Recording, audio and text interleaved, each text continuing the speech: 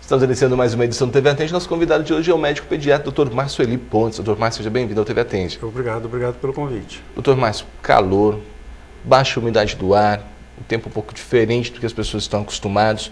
Hoje, as crianças, o que elas vêm mais sofrendo nessa época do ano? Tá. Nessa época do ano é um período assim de muito vento e atipicamente a gente está tendo um período de muita seca, tá?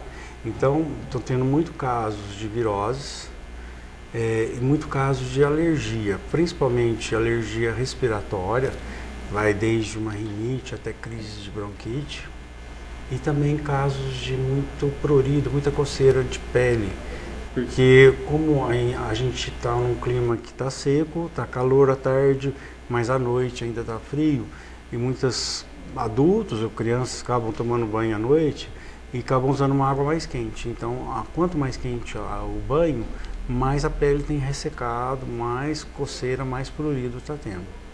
Estamos tendo também muitos casos de viroses, né? Que vai de um vômito, dor abdominal e em muitos casos chega a soltar o intestino. Falando especificamente da alergia, essas alergias, elas estão relacionadas a essa baixa umidade do ar, a essa temperatura alta?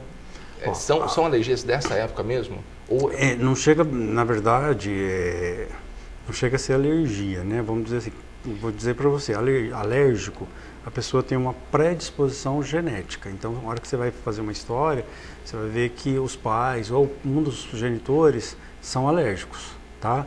Então, nessa época do ano, a umidade, a quantidade de água que tem um determinado espaço de ar. Então, o normal é em torno de 60%.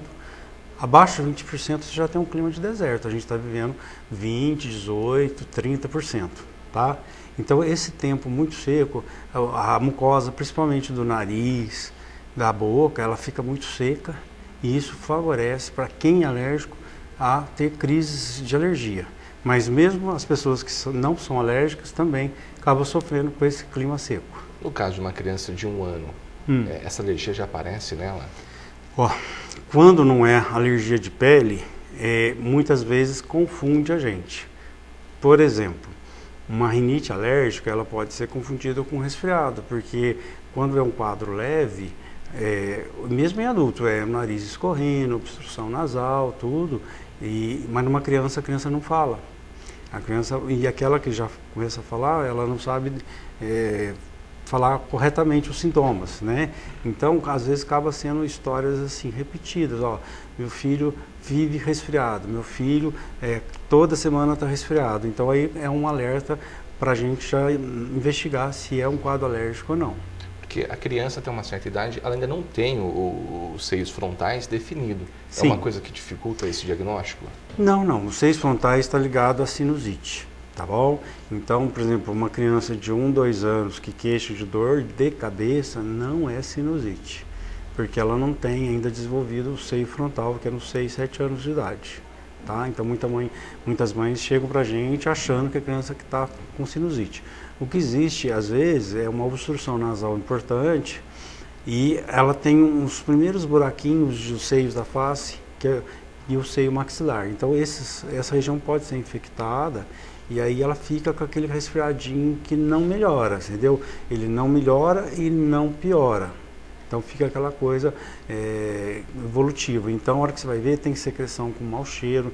Então de um processo alérgico acumula secreção por obstrução nasal e a bactéria começa a instalar e aí a criança começa a ter febre. Então você tem que tratar o quadro infeccioso para depois a criança estando bem que você vai ver. Essa criança tem algum sinal de rinite, essa criança tem o chamado carne esponjosa, que o povo fala, que é o aumento de adenoide, e aí que a gente vai investigar. No caso desse tempo quente, é normal o surgimento de muitos casos de resfriado ou não? Sim, porque o que acontece, não é o tempo quente em si, o que acontece, a gente está vivendo um clima que no momento é frio e quente, então, por exemplo, no período da tarde é calor, aí a criança, você mostra uma piscina para ela, ela entra, só que a água está gelada.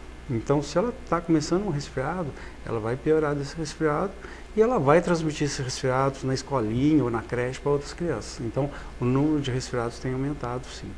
No caso das alergias de pele, só em crianças ou toda a faixa etária? Toda a faixa etária, tá?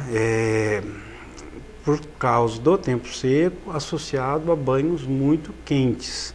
Então, o que a gente pede, assim, nessa época do ano, tomar o banho menos morno possível, tá? Porque senão começa muito prurido, aí a pessoa vai ter que usar um hidratante, mas a solução é um banho morno para leve e com essa economia de água, um banho rápido também, né? No caso dos recém-nascidos, é uma questão mais delicada essa questão do banho?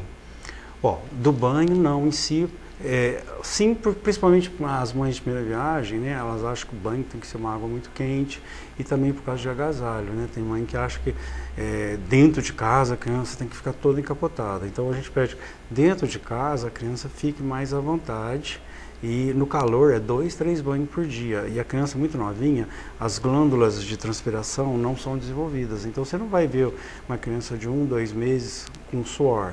Vai encher assim de pontinhos vermelhos, que a gente chama miliária, que a glândula de suor não está desenvolvida, ela entope. Então ela fica com um aspecto de uma alergia vermelha. E a hora que você dá o banho, que se esfrega um sabão, aquelas bolinhas rompem e a criança melhora rapidinho, tá? Mas a mãe às vezes traz apavorada, mas é uma coisa que não é uma doença, vamos dizer assim. E no caso das viroses, agora nesse período, doutor? Tá. As viroses estão em grande quantidade.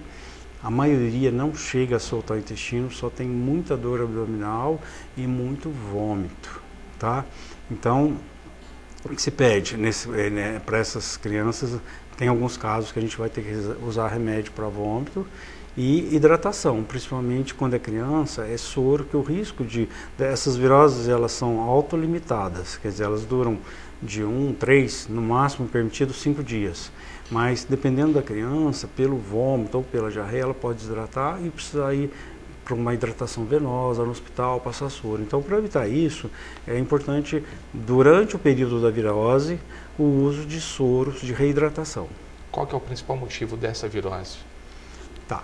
O principal motivo, mais pelo tempo seco, associado a muito vento, e então a transmissão, como ela é oral, fecal, ela é mais rápida, tá? Então, esse tempo seco, o ato de você espirrar, ele leva esse vírus com mais distância, vamos dizer assim, e mais facilidade de contaminar quem está próximo. Tá certo, doutor. Agradeço a participação. Até uma próxima oportunidade. Obrigado mais uma vez pelo convite. Conversamos hoje, TV Atende, com o pediatra Dr. Marcioli Pontes.